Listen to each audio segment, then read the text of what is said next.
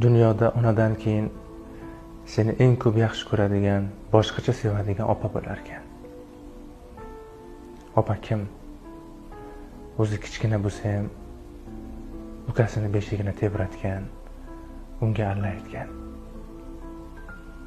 Opa kim? O'zi kichkina bo'lsa ham seni orqasida ko'tarib katta qilgan. Opa onasini kir yuvib o'tirganini ko'rsa, onasini oldiga borib, akasini, ukasini, otasini paypog'ini yuvgan odam. Opa kim? O'zi eng yoqtirgan narsasini yeb o'tirganda ham agar ukasi borib meni yeyman desa, hatto og'zidan chiqarib unga bergan odam. Dunyo tashvishlarini deb ularni esdan chiqarib qo'yma. Opalarimiz sog' bo'lsin. Shunaqa.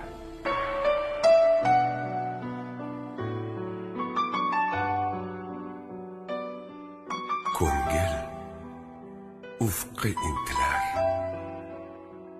cheksiz orzu umidlar, yozib hayot asarin, Tangrim bizga tikilar.